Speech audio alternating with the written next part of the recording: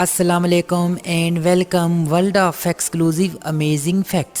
But coin انسان کو مالا مال بھی کر سکتی ہے، اگر پاسا پلٹ جائے تو لینے کے دینے پڑ سکتے ہیں۔ ایک ایسا شخص جو 18 سال تک ایئرپورٹ پر پھنسا رہا۔ ٹک ٹاک یوزرز کے لیے 2021 کا نیا تحفہ۔ سونی کمپنی نے حیرت انگیز ٹیلی ویژن متعارف کروا دیا۔ برطانیہ کے ایک شہری نے نیا ریکارڈ قائم کر دیا۔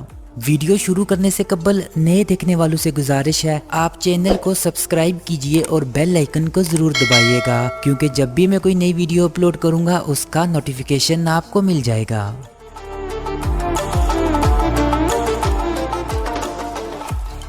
فیکٹ نمبر 5، ڈرائیونگ کرنے کے خواہشمند افراد کو سب سے پہلے ڈرائیونگ نالج ٹیسٹ پاس کرنا ہوتا ہے، جس کے بعد ہی انہیں گاڑی چلانے کی اجازت دی جاتی ہے۔ برطانیہ میں ڈرائیونگ کرنے کے خواہشمند شخص کو اس شوق کو پورا کرنے کے لیے بہت پاپڑ بیلنے پڑے۔ بالآخر 157 مرتبہ ناکام ہونے کے بعد وہ اس ٹیسٹ میں پاس ہو گیا۔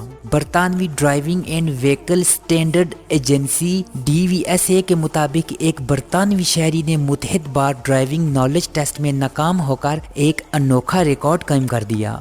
فیکٹ نمبر 4، سونی کو بہترین ٹیلی ویژن تیار کرنے کے حوالے سے جانا جاتا ہے۔ اب اس کمپنی نے ایک ایسا ٹیلی ویژن تیار کیا ہے جو انسانی دماغ کی نقل کر کے اسکرین میں مناظر کی تصویر اور آواز اصل زندگی جیسا دکھانے کی صلاحیت رکھتا ہے۔ اس ٹیلی ویژن میں ایک آرٹیفیشل انٹیلیجنس پر کام کرنے والا پروسیسر موجود ہے، جس کے بارے میں کمپنی کا کہنا ہے وہ ان تصاویر کو ایسے ہی پروسیس کرتا ہے جس طرح سے ایک انسانی دماغ کرتا ہے۔ سونی کا یہ نیا ٹیلی ویژن XR LED اور QLED ٹی وی ہے اور اس میں کوگنیٹو پروسیسر XR دیا گیا ہے۔ کمپنی نے بتایا کہ انسانی دماغ لاشعوری طور پر کسی چیز کو دیکھتے ہوئے مخصوص نکات پر توجہ مرکوز کرتا ہے تاکہ مکمل تصویر کو سکرین اور اس کے مختلف عناصر کا تجزیہ بیک وقت کر سکے۔ سونی کا یہ نیا ٹیلی ویژن 11 جون کو لاس ویگاس میں شروع ہونے والی CES ٹیکنالوجی میں نمائش کے لیے پیش کیا گیا تھا۔ فیکٹ نمبر 3، معروف کمپنی لینووو نے 2021 کے لیے اپنے نئے کمپیوٹرز اور لیپ ٹاپ پیش کر دیے ہیں۔ لاس ویگاس میں شیڈیول CES ٹیکنالوجی میں انہیں باضابطہ طور پر پیش کیا گیا تھا، تاہم ان کی تفصیلات ابھی جاری کر دی گئی ہیں۔ ان میں سے خاص لینووو کا یوگا سیریز کا نیا آل ان ون ڈیسک ٹاپ کمپیوٹرز جو ٹک ٹاک کو پسند کرنے والی نسل کو مدنظر رکھ کر تیار کیا گیا ہے۔ یہ کمپیوٹر خودکار طور پر اپنی چوڑی سکرین کو پورٹریٹ موڈ یا یوں کہہ سکتے ہیں بالکل فون کی شکل میں بدل دیتا ہے۔ گزشتہ سال سیمسنگ کے ٹی وی کو دیکھ کر متاثر ہو کر اس ٹی وی کو بنایا گیا اور اس میں ٹک ٹاک ویڈیوز، طویل دستاویزات اور ٹویٹر فیڈز کو زیادہ اچھے انداز سے دیکھا جا سکتا ہے۔ چین میں یہ ٹی وی پہلے سے دستیاب ہے، مگر عالمی سطح پر فروری میں $1,599 $2,56,000 پاکستانی روپے سے زائد میں فروخت کے لیے پیش کیا گیا تھا۔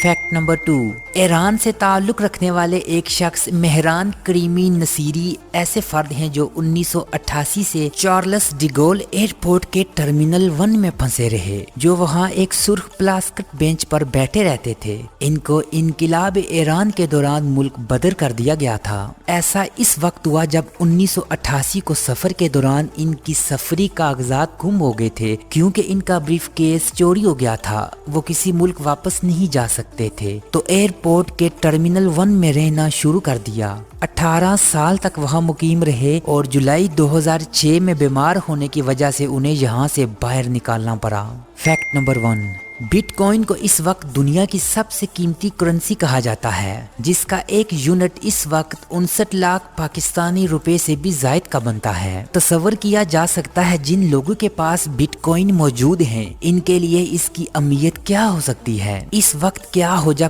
ایک فرد ہزاروں بٹ کوائن کا مالک ہو مگر وہ ان تک رسائی کا پاس ورڈ بھول جائے۔ ایسا حیران کن واقعہ ایک پروگرامر سٹیون تھامس کے ساتھ پیش آیا، جو حالیہ دنوں میں عالمی میڈیا کی سرخیوں کا ایک حصہ رہا۔ پروگرامر 22 کروڑ ڈالر یعنی کہ 35 ارب پاکستانی روپے سے بھی زائد مالیت کے بٹ کوائن کے ذخیرے تک رسائی دلانے والا پاس ورڈ سے محروم ہو گیا تھا۔ یہ 7000 سے زیادہ بٹ کوائن ایک محسوس ہارڈ ویئر ڈرائیو میں سٹور تھے، جو ایک आयरन की डिवाइस थी। इस डिवाइस में सारिफ को पासवर्ड का अंदाजा लगाने के लिए 10 मौके दिए जाते हैं और इसके बाद डेटा करप्ट कर दिया जाता है। जर्मनी में पैदा होने वाले स्टीवन थॉमस 8 बार रॉन्ग पासवर्ड का इंदराज कर चुके हैं और बस अब 2 मौके हैं, जिसके बाद ये बिटकॉइन ज़ाया हो जाएंगे।